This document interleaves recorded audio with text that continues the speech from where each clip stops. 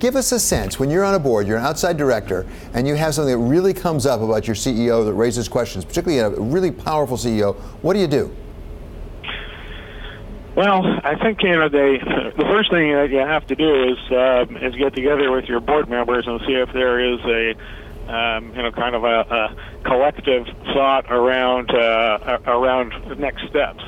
I think that the first thing that you want to do is engage appropriate and proper counsel who have had a lot of experience with this sort of thing, because you need to make sure that the things that are being talked about out in the public are you have sort of concrete evidence before you make a move to do anything at all. And most board members just don't have the experience with this. It's not they're not readily experienced at it because it generally doesn't happen all that often. So advisors, probably the first thing that you want to pick to guide you through what are definitely going to be very stormy waters heading through the process. And then you need to conduct a bit of an investigation to find out what the real facts are behind all the press that's going on out there, and whatever people are talking about and saying. You really have to separate the truth from the fiction and make a determination as to what has occurred. Right. Then and really I guess during that process, you need to take a very strong look at the person's employment contract. They're all different. They all have different details and nuances and different sorts of transgressions for which you can take action, whether that be suspension or removal, termination, whatever the case may be. What about, David, I'm curious though, shy of that. I mean, in your case, when you're talking about American Apparel founder Dov Charney, the behavior in question was perhaps a little more clear-cut, right, when the investigation was all said and done. When you're talking about a case where it is not necessarily as clear, are there things that you can do short of a removal? In other words, what kind of pressure can the board bring to bear behind the scenes to try to get a CEO to change his or her behavior?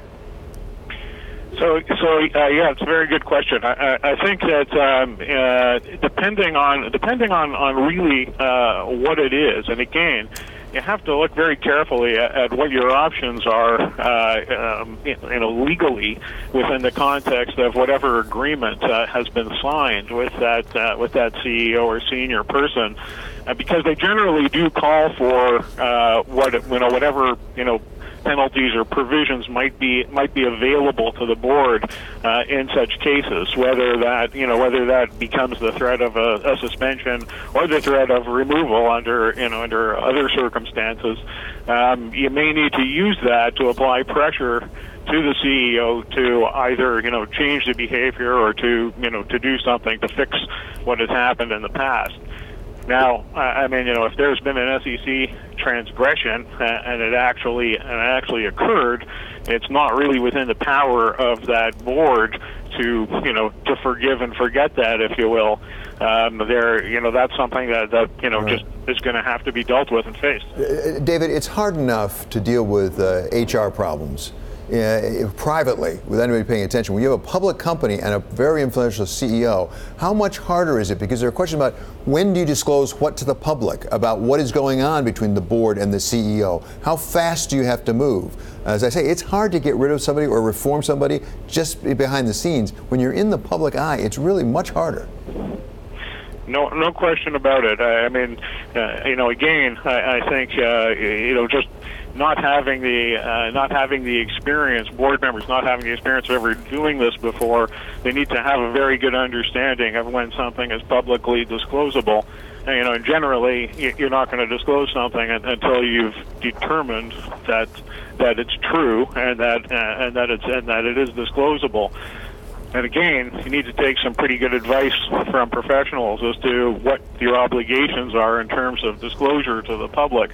And yes, it becomes a very, very difficult and stressful time for the board to be working under that sort of scrutiny with, with everybody calling and asking questions, right. And you may not have anything to say to them for some period of time until you've properly investigated it and ferreted out, what has occurred and what needs to be done.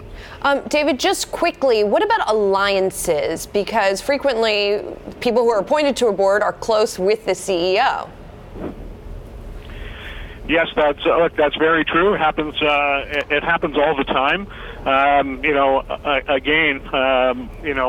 think that most directors, wherever they have come from, they ultimately want to do the right thing. They don't really want to breach their fiduciary duty to shareholders, because that's who they are ultimately responsible for and to. So it does take some time, and people sometimes have to do a lot of soul searching, and that does come down to ultimately discussions with the party and the person, trying to engage them into doing the right thing before you have to take some sort of alternative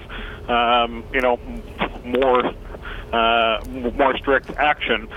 So it is difficult, and it takes different people at different lengths of time sometimes to come around to it. But generally speaking, most people ultimately want to execute on their duty. And again, you get the right advisors in there to help through that process, so that every director really does clearly understand what their obligations and duties are and who those duties are to.